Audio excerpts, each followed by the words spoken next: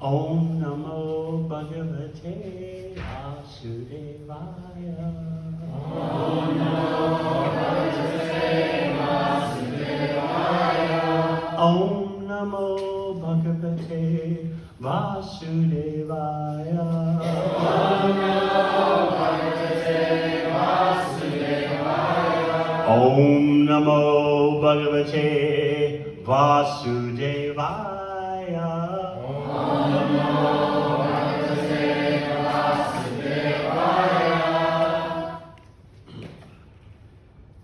So this is a verse about indebtedness, something that is always looked down upon at this stage of the age of Kali. Who wants to be indebted? Who wants to have obligations? These days, who wants to have commitments? So this verse is a classic verse from Srimad Bhagavatam, quoted in Chaitanya Charitamrita, which explains to us how materially we are immersed in debt, just like someone is immersed in a pool of water. No doubt about it. Devashi Bhutaptaninam Patrina Nakinkaro Nayam Rini Charajam Sarvatmanaya Sharanam Sharanyam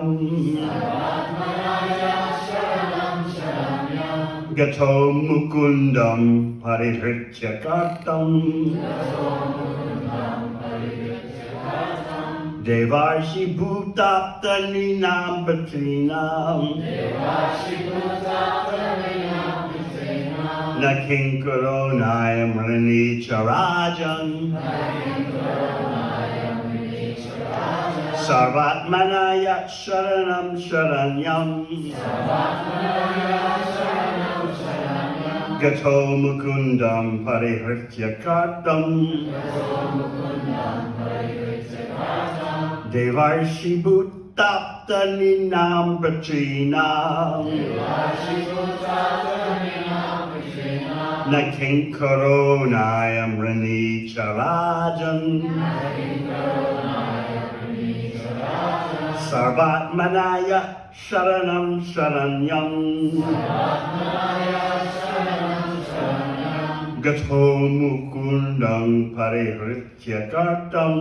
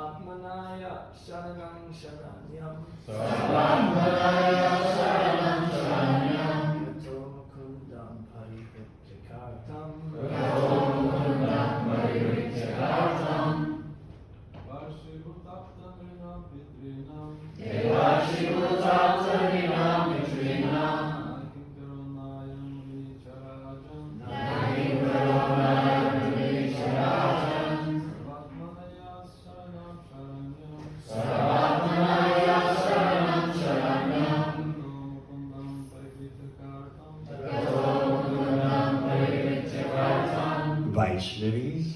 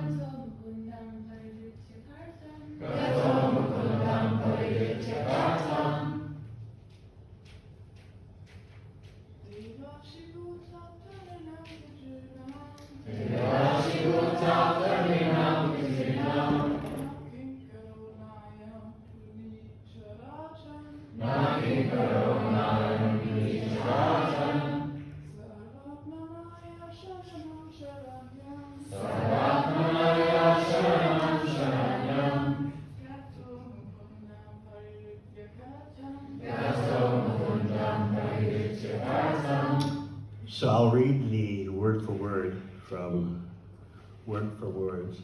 from Chaitanya Charitamrita. It may be a little different. Deva of the demigods, Rishi of the sages, Bhuta of ordinary living entities, Apta of friends and relatives, Nrina of ordinary men, Katrina of the forefathers, Na, not, Kinkara, the servant, Na, nor, Ayam, this one, Rini, debtor, Cha, also, Rajan, O king, Sarva Atmana, with his whole being, Ya, a person who, Sharanam, shelter, Sharanyam, the Supreme Personality of Godhead, who affords shelter to all. Gata, approach. Mukundam, Mukunda. Parihritya, giving up. Gartam, duties. Translation. One who has given up all material duties and taken full shelter at the lotus feet of Mukunda, who gives shelter to all, is not indebted to the demigods, great sages, ordinary living beings, relatives, friends, mankind, or even his forefathers who have passed away. Purport. It is said, Adyapanam Brahma Yagya Pachri Yagyas Dutarpanam Homo Daivo Balir Bhautam Nri Yagyo Titi Pujanam. By offering oblations with ghee, one satisfies the demigods. By studying the Vedas, one performs Brahma Yagya, which satisfies the great sages. Offering libations of water before one's forefathers is called Pitri Yagya. By offering tribute, one performs Bhuta Yagya. By properly receiving guests, one performs Nri Yagya. These are the 5 yagyas that liquidate the 5 kinds of indebtedness. Indebtedness to the demigods, great sages, forefathers, living entities, and common men. Therefore, one has to perform these 5 kinds of yagyas. But when one takes to the Sankirtan Yagya, the chanting of the Hare Krishna mantra, one does not have to perform any other yagya. In Srimad Bhagavatam, Narada Muni made a statement about the systematic performance of Bhagavad Dharma in connection with statements previously made by the 9 Yogendras before Maharaja Nimi. The sage Garabhajana Rishi explained the 4 incarnations of the 4 yugas. And at the end, in this verse, text 141, this verse we just recited, 141 from Chaitanya Charitamrita, Madhya Lila, chapter 22. In this verse, he explained the position of Krishna's pure devotee and how he is absolved of all debts. Translation again. One who has given up all material duties and taken full shelter at the lotus feet of Mukunda, who gives shelter to all, is not indebted to the demigods, great sages, ordinary living beings, relatives, friends, mankind, or even his forefathers who have passed away.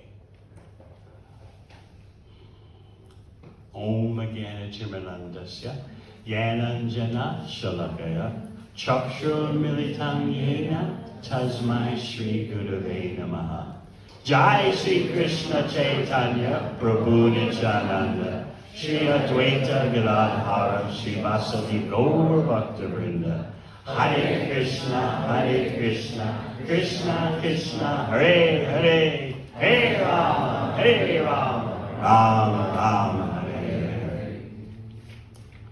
In choosing this verse, I wanted you to feel the realities of material existence, which is not a free lunch.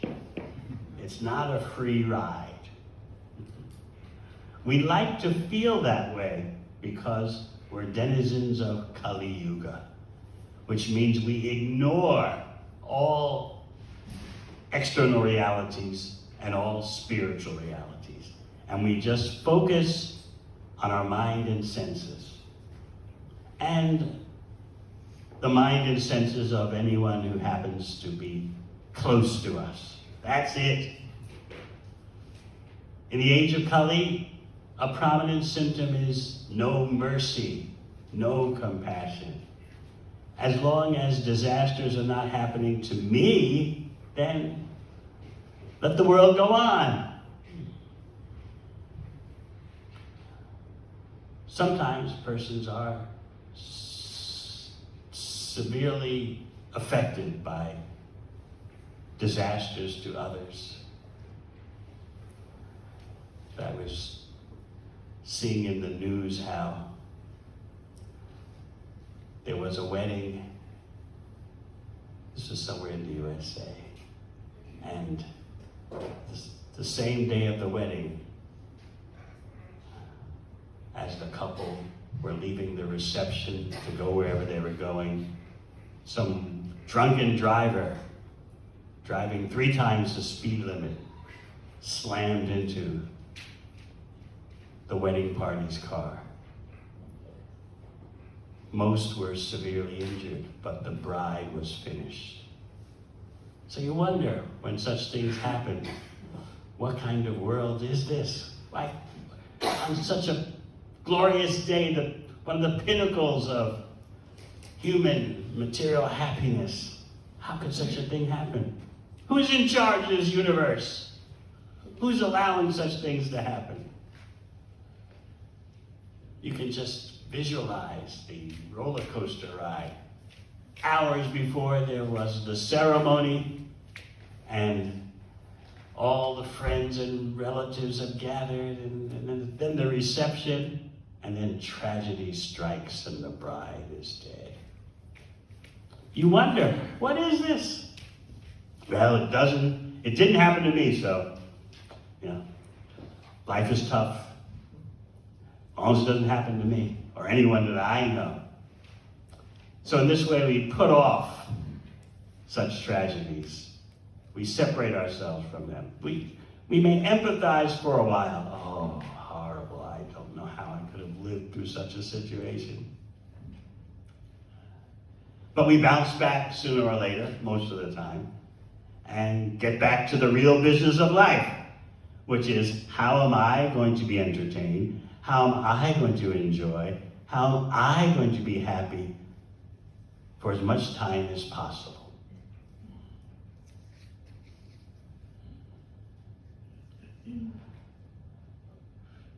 We fail to notice even the basic material realities. And this is what Krishna points out in Bhagavad Gita.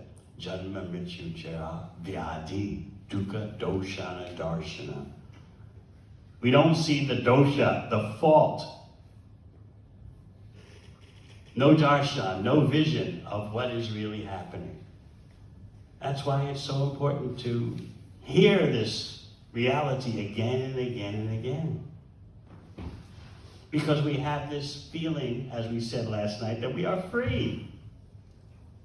We have choices. We have options. The presence of the so-called presence of options is supposedly one of the luxuries of living in a consumer society. You feel empowered, don't you? You can choose this. You can choose that. What color will you buy in the shop today?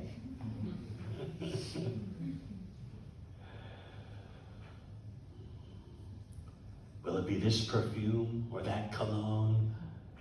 This vehicle, that vehicle? The future is in your hands. Which partner will it be this weekend? So you have this mental concoction in the mind that causes you to see so many choices, so many options. Freedom to choose. Will you vote for this party or vote for that party? You don't understand that you're a slave of your mind and senses. And that your happiness and distress is prepackaged and coming to you, delivered by time, coming to you from your past life activities. Meanwhile, as you struggle under the burden of your past karma, in the present you're creating new karma. So there's a snowball effect. But still we have this exhilarating feeling. I have options. I can choose.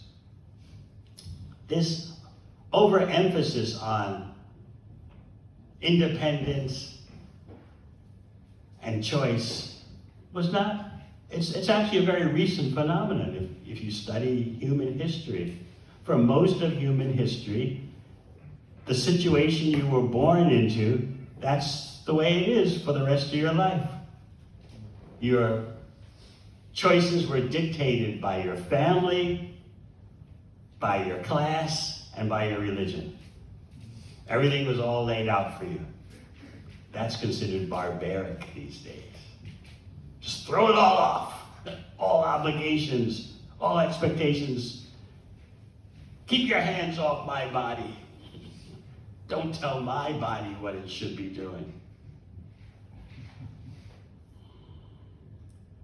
And so you, in Kali Yuga, grow up with this blossoming sense of, the world is out there waiting for me.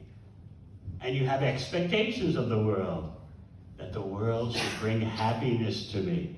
And when it doesn't, you get very angry and full of despair. So this verse is imparting reality. You're bound up with debts. Who wants to be in debt? But as soon as you take birth, you're immersed in a system of debts. So let's go to Bhagavad Gita, and then we'll see how Srimad Bhagavatam takes Bhagavad Gita and expands upon it. At the end of Bhagavad Gita, Krishna says, as you all know, Sarva Dharman Prajaja Mamekam Sharanam Braja. Give up all other dharmas and take the supreme dharma. Become attached to me. And don't worry that you're not performing the material dharmas. I'll protect you. Don't worry. Ma Shuja. Don't be in anxiety. So you know how Bhagavad Gita proceeds on two levels. Krishna has totally presented to Arjuna that you're bound up on two levels, materially and spiritually. The material level, the spiritual level. Materially, you are a Kshatriya. That's your occupation, a Vedic administrator and warrior. So you have to act in a certain way. You have to fight to protect the innocent. That's your material swadharma, your material occupational duty. That's what you should be doing from the material point of view.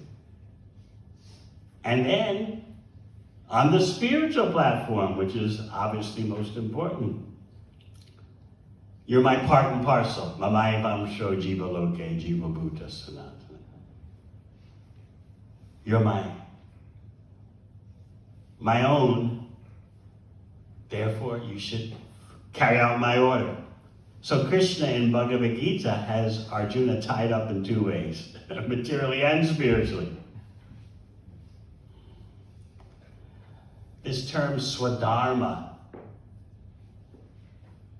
if you're from India or know about India, you understand how it gets blown way out of shape, all out of proportion. Swadharma means whatever you want to do and think is your duty. That's swadharma.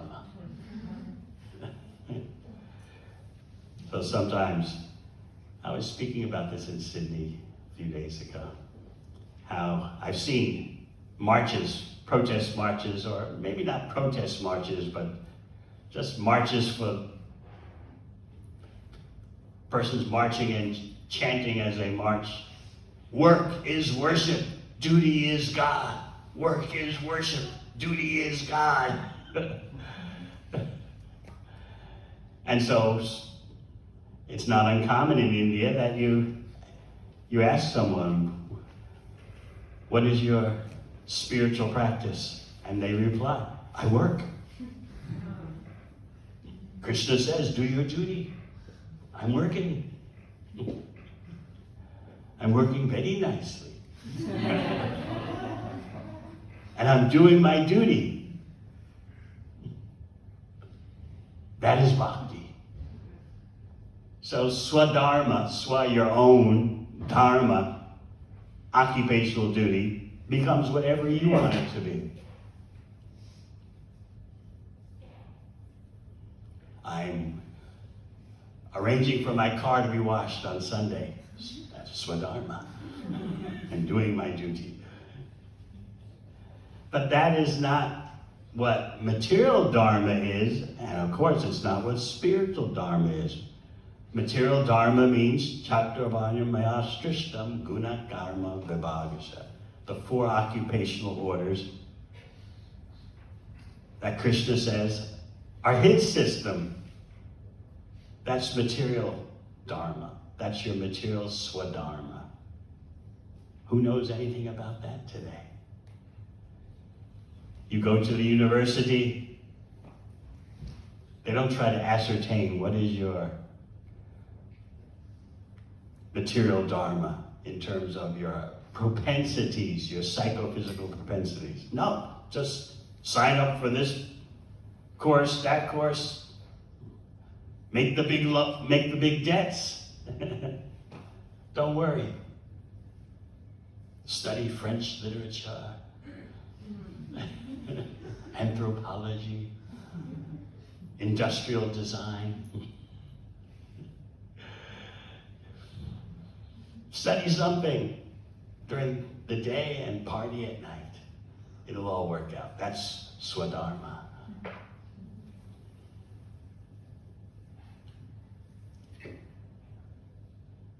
So even from the material point of view, if you take the word dharma in that way, there are prescriptions, there are rules and regulations.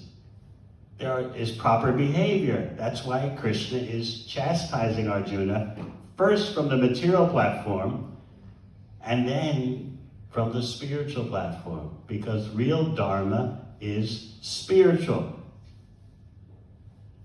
I am the eternal servant of Krishna. That's why Krishna says in Bhagavad Gita, you're my eternal, you living entities are my eternal fragmented parts. Mamai Vamsho. Certainly, you're my fragmental parts. So the real dharma is based on the spirit soul, not the body. Because in this lifetime, your body may be of such and such occupational propensity. In your next life, it could be different. And even in this life, you can change it.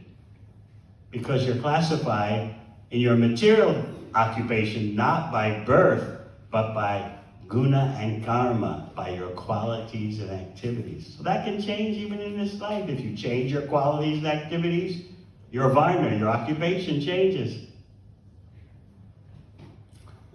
What doesn't change is that you are part of Krishna, eternally the servant of Krishna. So that's why at the end of Bhagavad Gita, Krishna says, Just give up all these other so-called dharmas and take the real dharma. Take shelter of me.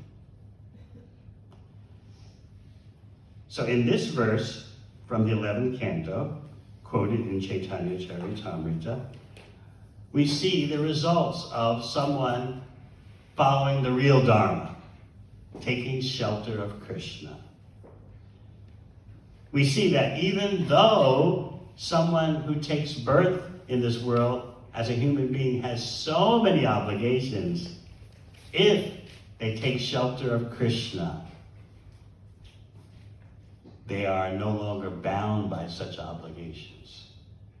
So this verse is indeed very liberating for those who take advantage of it. Otherwise, from the karmic point of view, there's so many intricacies you have to deal with, which people in Kali Yuga are totally unaware. You pop out of your mother's womb and you're impressed.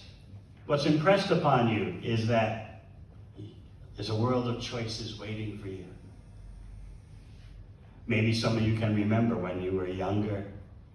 Maybe it was when you were entering your teenage years, or maybe it was when you went to the uni or entered your 20s, and you thought, there's so much waiting for me. I could do this, I could do that. I could travel overseas on an OE. I can be with this crowd or that crowd, or be with this person or that person. Try this kind of intoxication, that kind of intoxication. Just like you go outside a little bit and walk on Cuba Street, cafe after cafe after cafe. And you feel a sense of exhilaration from the material point of view. Oh, here is New York pizza. Here is Malaysian bacon. Here is Burrito Brothers, Mexican. Even though you're not going to those places, you still feel enlivened that it's there. The options are there. Gives you a sense of material buoyancy. You feel upbeat about it. Oh, there's that cafe, there's that cafe. I never go to them, but just that they're there makes me feel excited.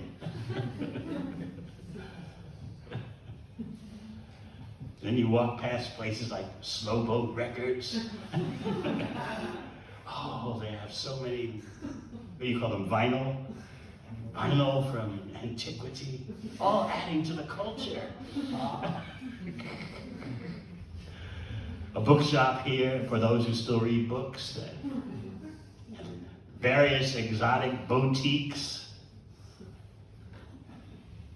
So even though you may not have any money to buy anything, just walking there makes you feel, right? Like you're onto something. You're into it. So this is how our so-called civilization operates in a consumer society. You're made to feel free, and meanwhile you're being dominated at every moment. And you're so foolish you can't see that. That's why Shukadeva Goswami says, Pashandapi na pashyati, at the beginning of the second canto. You see, but you don't see. You're sufficiently experienced, but still you don't understand what's going on. You're enslaved. So this verse from the 11th canto is listing all your obligations.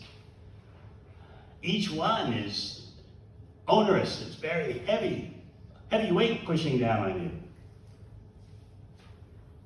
You think that you've made the easy solution. I don't know anything about all those obligations. I don't know anything about all those debts. I'm free. But all that freedom is just in the mind. So first of all, Devashi Bhutapta Ninam Pratrinam. First of all, to the devatas, the demigods. They're in charge of the departments of nature, giving you sunshine, rain, so on and so forth, all the various functions of nature.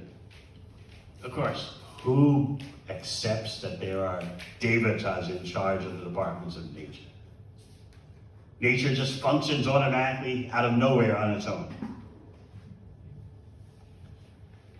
You pay your electric bill, but you don't worry about paying the demigods. They don't exist. So therefore, we're free. If you don't believe in them, nothing will happen to you. If you don't pay your electric bill, what happens? Cut off. You don't perform yajna, sacrifice for the devatas, for the demigods? Same thing happens, they cut you off. And then you wonder, where's the rain? Or why is there too much rain? There's drought. The forests are drying up, and there's bushfires. And just like scientists are predicting the coming few years will be super hot. At the peak of anything that's ever happened in the past. At the peak of any heat waves that have happened in the past. But we don't acknowledge any conscious control of nature. We don't acknowledge the devatas, and we don't acknowledge the supreme consciousness, the supreme controller, Ishwar Parama Krishna. In this way, we create a false sense of power and choice for us. So normally, in a real human civilization, you're concerned about dealing with the demigods. You see remnants of that in so-called primitive cultures, native or aboriginal or indigenous cultures. They have some understanding. The river is a personality, not just flowing water. They're living entities behind all aspects of nature. These living entities have varying degrees of power, varying degrees of influence. So, some tribals may be aware that there's a personality in this tree. Vedic knowledge is more advanced. There's not only a personality in the tree, but there's a personality controlling the rain in the universe. Oh.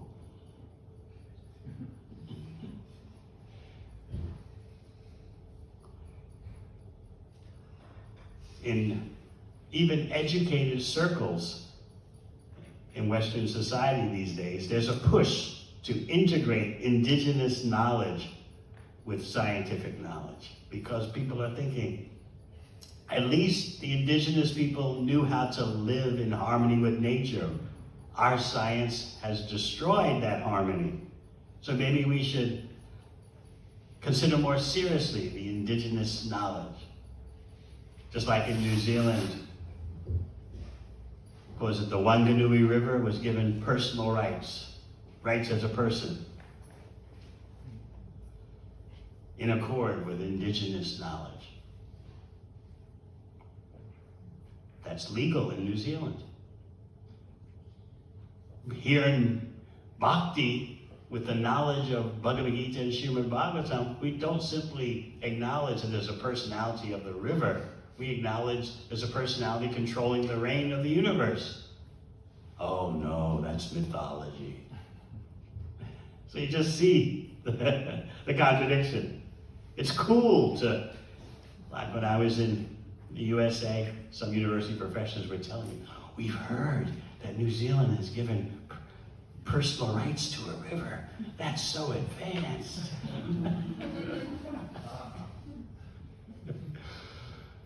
Highly educated persons from my alma mater, Yale University, they were telling me that. How glorious. But if I say, well, we give personal recognition and rights to Indra, who controls the rain, Oh, there you go again with that mythology. It's just a question of scale.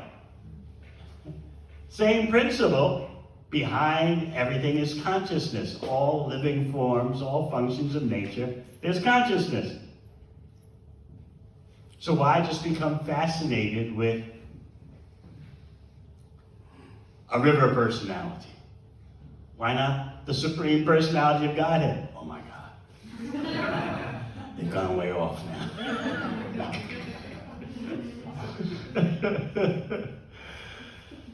So you see how confused people are. So Devarshi, Rishi, you owe a debt to the sages who passed down to you Vedic wisdom. Of course, if you don't know anything about Vedic wisdom, then you don't feel indebted.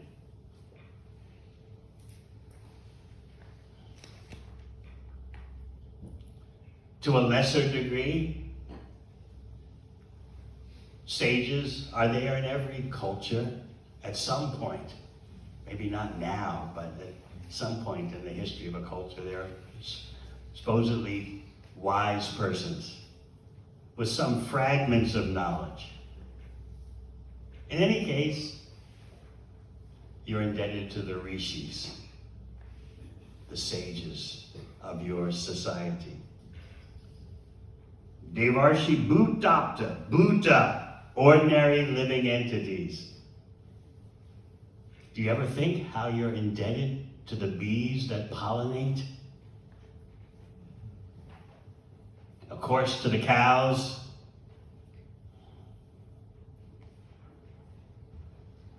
Even if you're a meat eater, you're indebted to the animals you're slaughtering and gobbling up. You're a dog owner. Your best friend, the dog. You're indebted to the dog for companionship.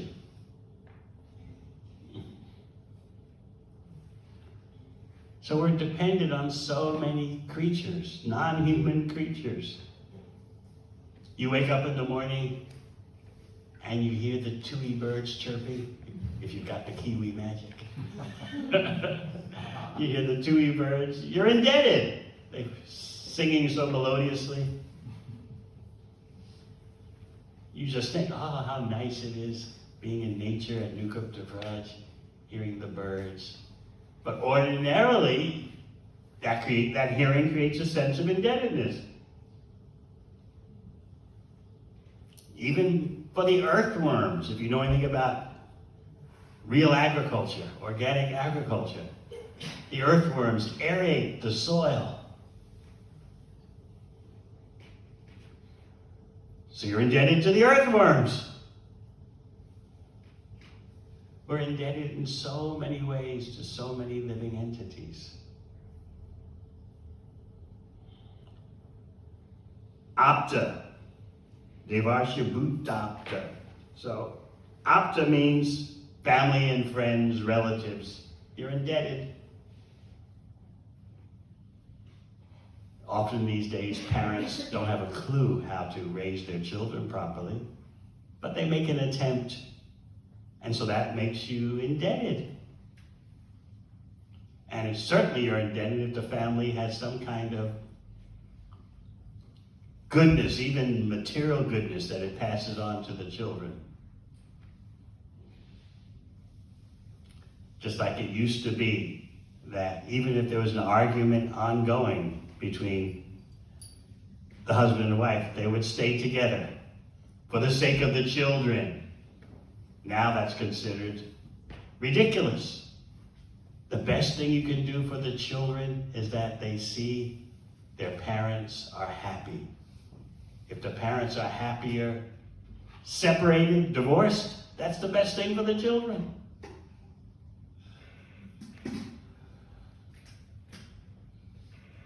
Of course, there are extreme cases of abuse, but the general point is there. Don't feel any obligation. Don't feel any pressure to adhere to anything except what's good for you and your senses right at this moment. No obligations, no commitments other than to the principle of your own happiness as perceived or understood by you. So you're always, as we said the other day, throwing these slogans at yourself. I gotta be there for myself. I'm doing me. I'm tired of adhering, conforming to other person's expectations. I'm doing me. Self-actualization. Come up with a fancy word for it. The last thing you want is to feel any sense of lasting obligation. This means there's no human society, because human society means obligation, commitment, duty, and certainly the Vedic civilization is all about that. You have to perform various yagyas, various sacrifices, rituals to pay back your debt. And that creates a life of good karma. So often the misunderstanding is that a life of good karma means whenever you see an elderly person, you help her or him across the street. You make a donation on, what is it, Daffodil Day? You give to your local not-for-profit organization of your choice.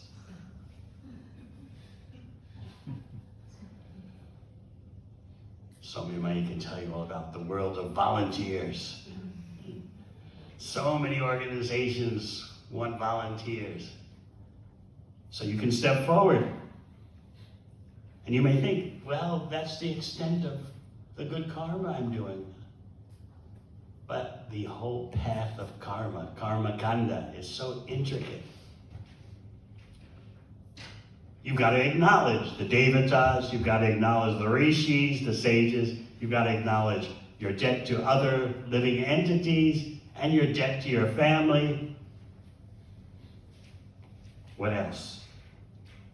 Nrinam, human society. For supposedly passing on to you structures of life that make life easier. That's getting hard to see these days, though. Especially due to the environment, the environmental crisis. There's that term I often bring up, intergenerational tyranny. The adults, the older persons have screwed up nature, and then they pass the mess on to you. That's called intergenerational tyranny. You weren't consulted about it. The notion is, well, necessity is the mother of invention. The younger people, they'll figure out something about how to handle climate disruption. We'll pass the mess on to them. That's civilization.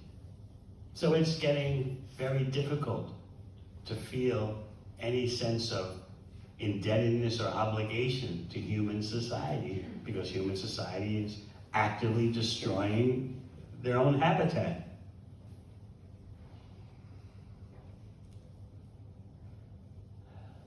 So the more you understand this whole Vedic system of karma, good karma, bad karma, obligations, duty, commitment, the more you realize that we don't live in human civilization today.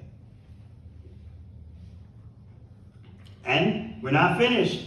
Patrinam, ancestors. Sounds very primitive, doesn't it? Ancestor worship, is that what you're getting at? What is worshiping the forefathers? What's that got to do with anything? They're long gone. Grandmother, grandfather, great-grandmother, great-grandfather, gone. That's it. They lived their life. They left us an inheritance. Okay. But they're gone. But in a real human society, materially, you have obligations to your ancestors. They created a dynasty that you could appear in. Of course, these days, most persons in the first world at least, they're from broken homes. It's not even proper to say broken homes, right? What's the correct, politically correct term? Single parent homes. Yes, that sounds much better. So what is this about obligations to the ancestors? Sounds really aboriginal.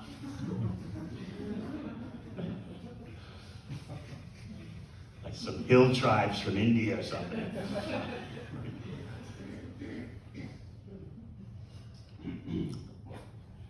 So this verse, as I said, makes you aware how you're drowning in obligations, but we live in denial. And then we expect there'll be world peace and world happiness. So ordinarily, you have to struggle with this burden of obligations, debts.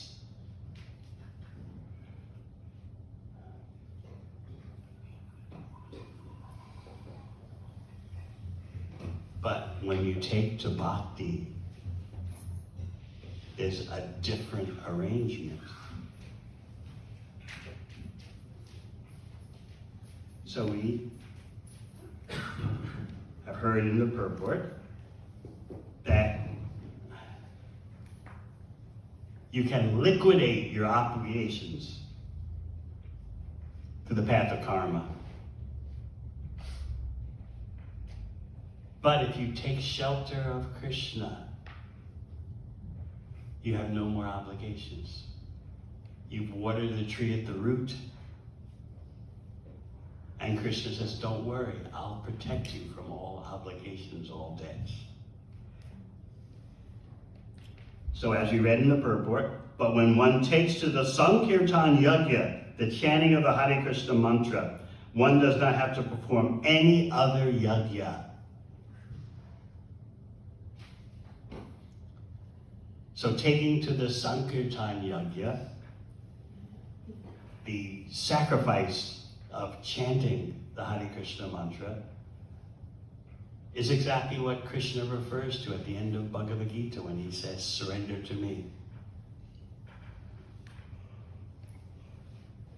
So Krishna came as Sri Chaitanya Mahaprabhu to show how to surrender to Krishna, how to take shelter of Krishna by the Sankirtan Yajna. Otherwise, if you want to be Vedic, which is impossible to be completely Vedic in this day and age, but if you wanted to, your life would be dominated by so many intricacies. You have to be careful before you eat, before you take prasad. How many of our householders do this? They go to the door of their house, open it, and call up and down the street 3 times. Is anyone hungry? Is anyone hungry? Please come, please come. 3 times you have to do that. And only if no one shows up can you then proceed to take your meal. If someone shows up, you serve that guest first, no matter who he or she is. How many householders do that? Is anyone hungry? You're living in Johnsonville, you open the door to your house. Anyone hungry? Come, come. But that's known as Nri Yajna. You liquidate your debt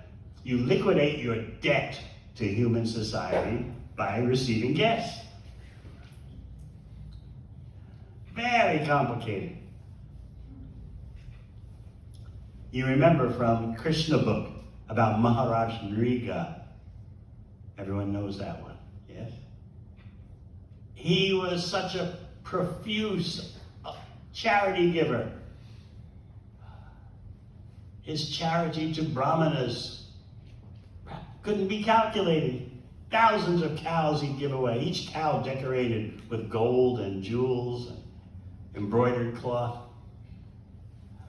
But one time, he mistakenly gave a cow to a brahmana that he'd already given to another brahmana. It was a mix-up.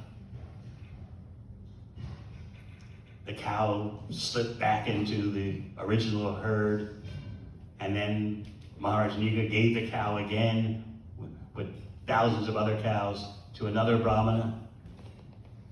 But the Brahmana who was the original recipient of the gift was very angry. Where's that cow? What happened to that cow you gave me? So Maharaj Niga was pleading with him, look, it mistakenly slipped into a batch of cows that I gave to another Brahmana.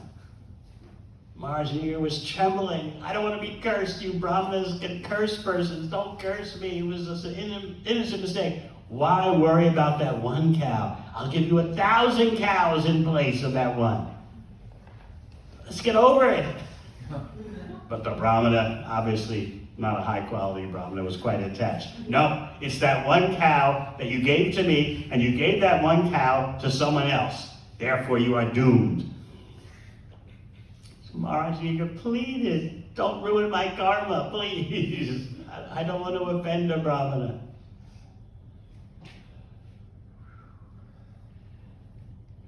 So then Maharaj Niga gave up his body and was brought to the court of Yamaraj. And Yamaraj said, you're so famous for giving charity.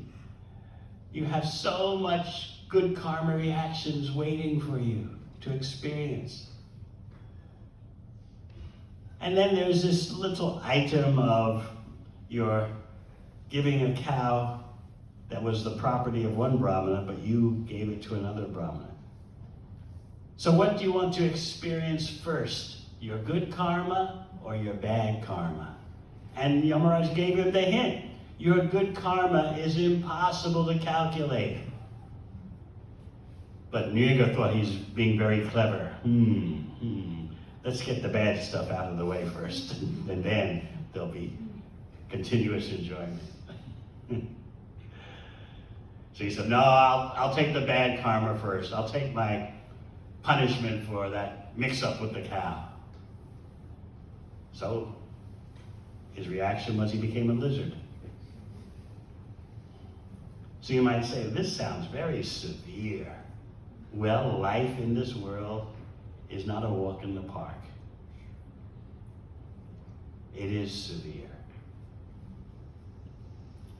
So you're seeing right now in the world situation, everything is beyond the ability of human beings to do anything about it. They know there's a problem, but they can't control their mind and senses to do anything about it.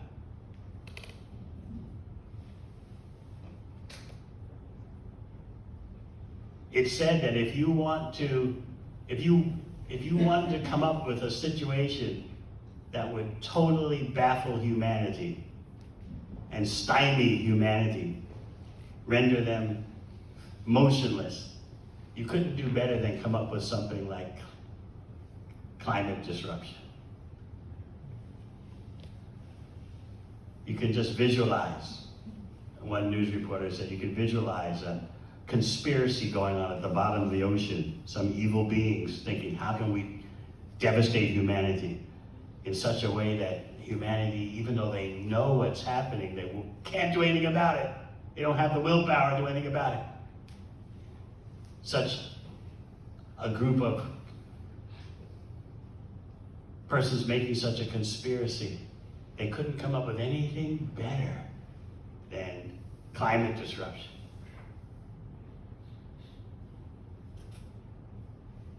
First deny it exists, and then even when it's hitting you, you can't do anything about it. Because you don't have the willpower.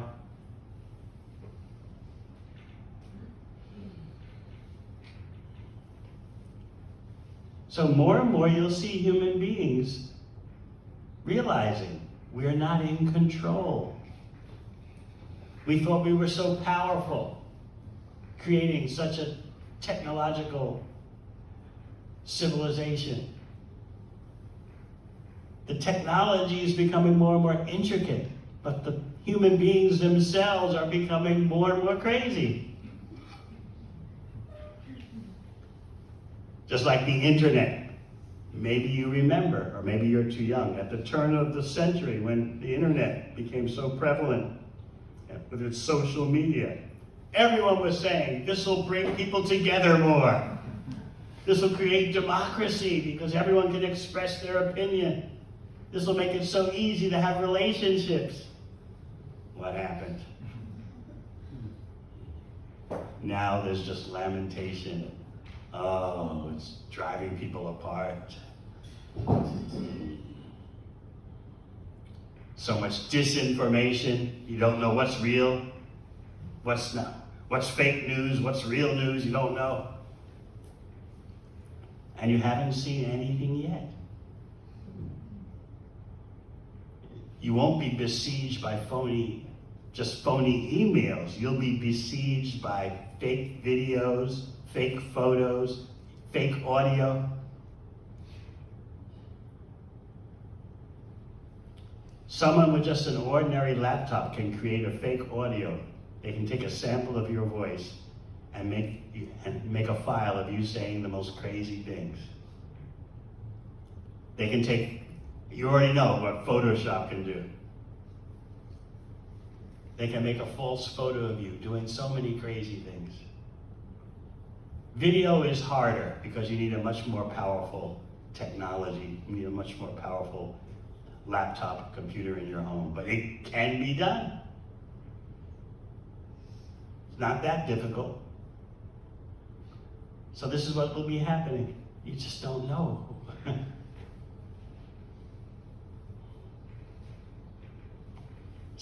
Let's say someone wants to smear Madhupan Leela. They'll just create a photo of her standing in front of a brothel or something. There she is, that's what she does for a living. And it's so good that people will, seeing is believing. Whoa, look at Madhupan Leela, what is she doing there? And then you forward the email to someone else, and someone else forwards it on and on it goes. Then sooner or later, thousands of people are thinking Madhupan Leela works at this place.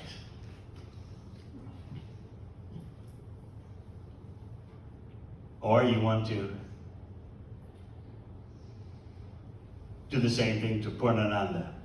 You make an audio file, which is easy. You take a sample of her voice, and you make an audio file of Purnananda saying, I hate classical music.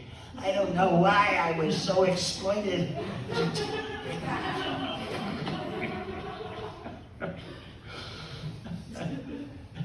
Every time I stand in front of the orchestra with my baton, I just want to throw up. I hate it.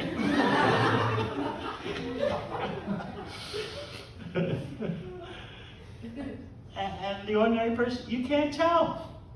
You can't. The fakes are so good. So basically, what the situation is going to become is that you can only know what's true when someone's right face to face with you or talking on the phone. Otherwise, you just don't know.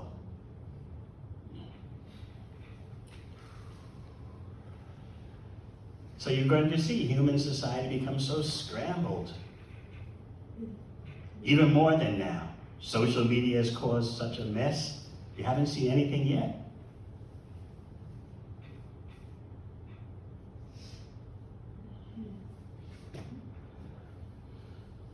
So this is the kind of so-called debt-free society we've created. People just worry about the national debt.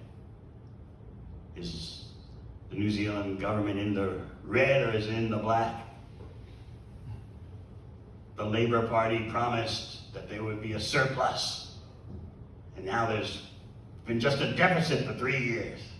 People are concerned about, some of them are concerned about national debt, like in the USA. But no one's concerned about the debts that this verse from Srimad Bhagavatam presents.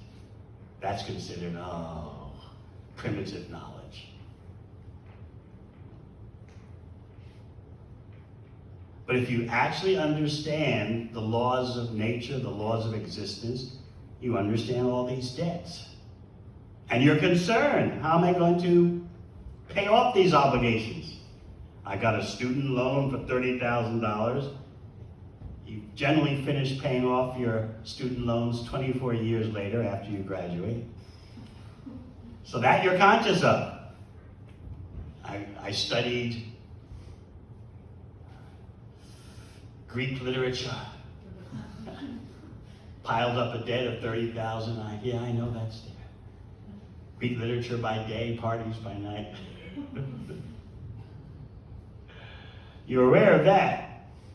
But Devarshi Bhutapta Ninam Patrinam, that's very exotic. Ancient yoga knowledge. No, it's reality. So the intelligent person wants to know, what do I do about all this indebtedness?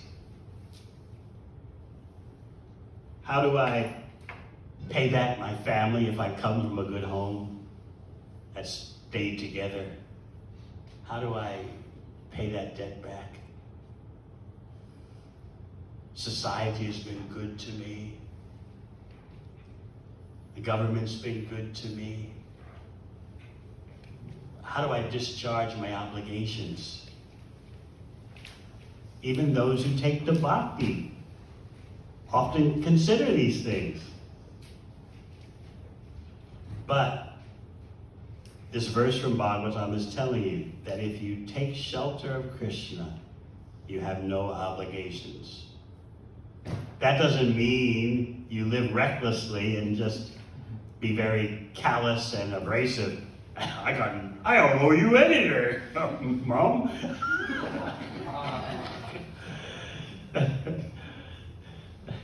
In the old days, the early days, back in the 60s and 70s, we would be like that. Devarshi Bhutap 39 Patrina, we don't owe you anything. And so that could be an excuse for being very rude, insensitive. There's a way to go about this with finesse. Doesn't mean you go out of your way to be obnoxious. I don't owe you anything. There's a way to be gracious about it. That's why a devotee is said to be expert. You know how to act with finesse. Yes, I don't have any obligations to anyone, but still, I may do this, I may do that. My heart's not invested in it, but I will do it just to keep the peace.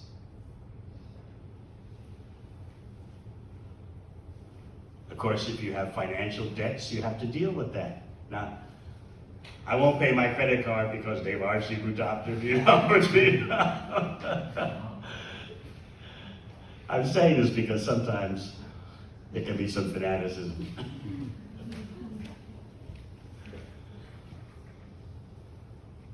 But understand the principle that for someone who is taking shelter of Krishna, they actually have no obligations, no debts.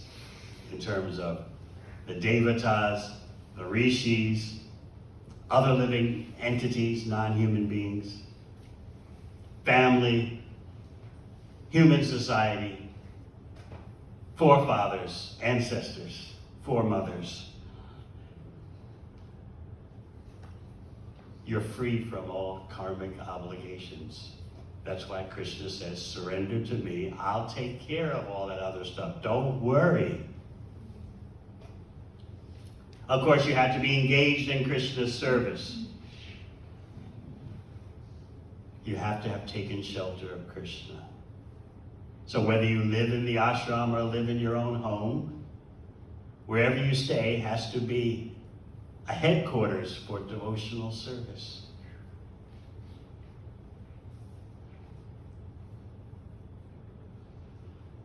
All right, any questions? I thought this was a very important, it's a classic Bhagavatam verse, very important for our consideration.